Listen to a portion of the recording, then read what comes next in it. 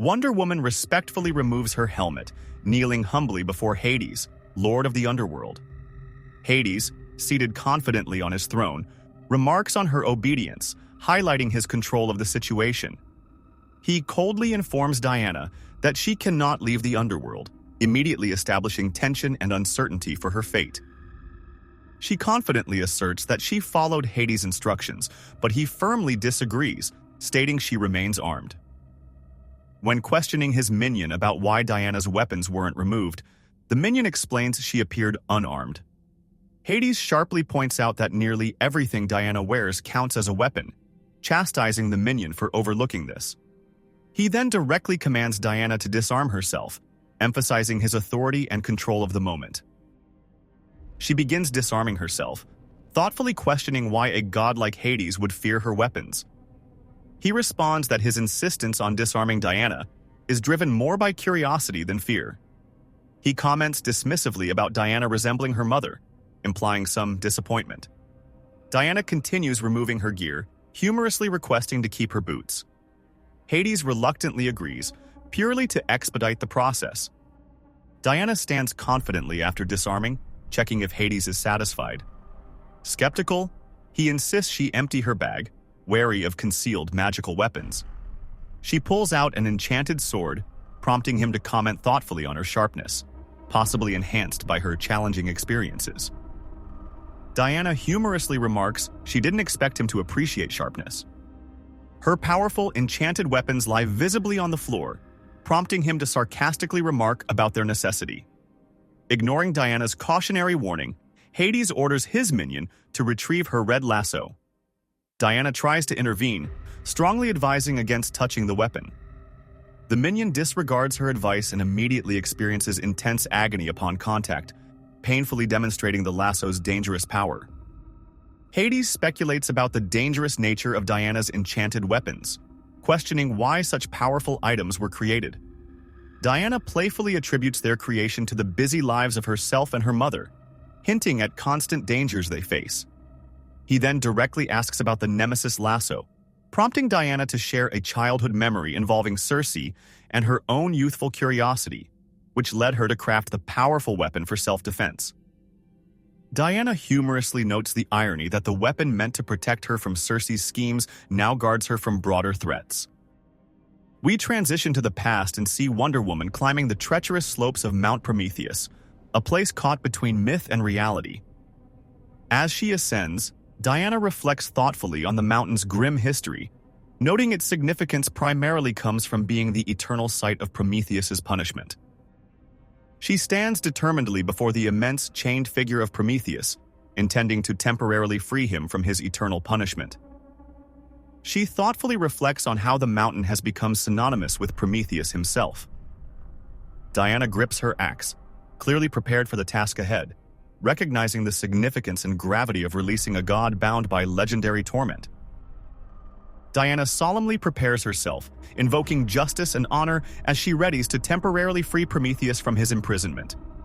Expressing humility, she seeks Prometheus's forgiveness before forcefully swinging her axe at his chains, shattering them in two. She respectfully acknowledges to Prometheus that her help is only temporary but hopes the brief freedom provides relief. Prometheus gratefully agrees. After receiving her axe back, Diana turns her attention toward a large, hawk-like bird, warmly addressing her as sister.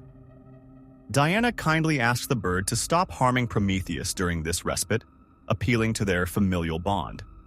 She then gently requests the bird carry news of her request to the bird's friends. Prometheus advises Diana about Circe's true intentions, cautioning her against becoming trapped in the underworld. Diana thanks Prometheus respectfully for his guidance and humbly asks for one final favor: a vial of his blood. She vows solemnly that his blood will be used honorably, pledging to craft it into a weapon of justice to defend humanity. Diana bows deeply, showing profound respect for Prometheus and the gravity of her request.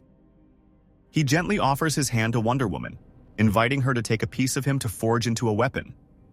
Diana initially expresses hesitation, humbly believing herself unworthy of such a profound gift. Prometheus kindly reassures her that her humility and purpose make her precisely worthy of his sacrifice. Gratefully accepting, Diana carefully uses her axe to remove a small portion of his finger. Wonder Woman respectfully collects Prometheus's blood into a vial, blessing it as a divine offering to create a weapon for justice. Prometheus draws her attention toward a final, powerful gift emerging from the distance. Diana watches intently as Prometheus calls forth a fiery being, born from his blood and the molten lava, imbuing it with purpose and power. The molten figure rises dramatically from the flames, ready to fulfill its new destiny. Prometheus summons Pegasus from the flames, gifting Diana the resurrected creature as a powerful ally. She gratefully acknowledges Prometheus's gift, recognizing their shared bond in combating injustice. With admiration, Diana mounts Pegasus, expressing her profound respect and gratitude towards Prometheus. As they fly away together, she reflects thoughtfully on the god's capacity to surprise and inspire, affirming her commitment to use such gifts for justice. We return to the present where Diana confidently addresses Hades, clarifying the nature and power of her nemesis Lasso.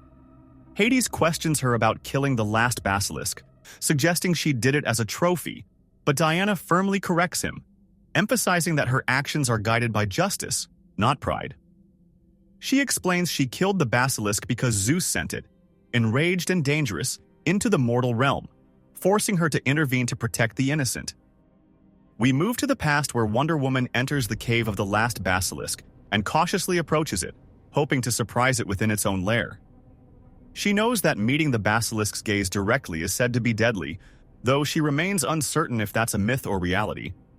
Taking no chances, Diana wisely chooses to use magic to blind herself before entering, carefully preparing to confront the dangerous creature safely. She faces the enormous serpent, recognizing that being temporarily blinded provides her an advantage. Knowing the creature's vulnerability, Diana swiftly pulls a magical scented ball from her pouch and throws it directly at the basilisk. The ball explodes, releasing a powerful smell that disorients the basilisk due to its heightened sensitivity. Wonder Woman amplifies the magical scent dramatically, causing the basilisk to become violently disoriented. As the enraged creature lunges towards her, Diana confidently prepares herself, unaffected due to having magically removed her own sense of smell. Seizing her opportunity, Diana bravely strikes the attacking serpent with her axe, ready to end the confrontation decisively. She stands respectfully before the defeated serpent, wishing it peace after ending its suffering. Back in the throne room, Hades cynically questions Diana's motives, accusing her of wastefulness for not using the basilisk's remains. Diana calmly dismisses his skepticism, noting that witches typically leave nothing unused. Hades muses on the broader implications, intrigued yet doubtful about Diana's approach and the effectiveness of her conservative tactics. He puts her to the test by revealing her mother, Circe, chained and suspended upside down. Hades calmly and coldly observes Diana's reaction, noting that her vulnerability is clear, as everyone has their weaknesses. Diana stands tense and determined, confronting the emotional cruelty of Hades' action as he uses Circe to demonstrate his power and control over her. In the issue's epilogue, we transition to the past where we see a young Diana enthusiastically beginning to learn spellcasting from her mother, Circe, who initially summons a small dragon. After some effort, Diana happily transforms the fierce dragon into a bright and cheerful bird, much to her delight. Circe, however, is frustrated by Diana's playful approach and lack of discipline in her magical training.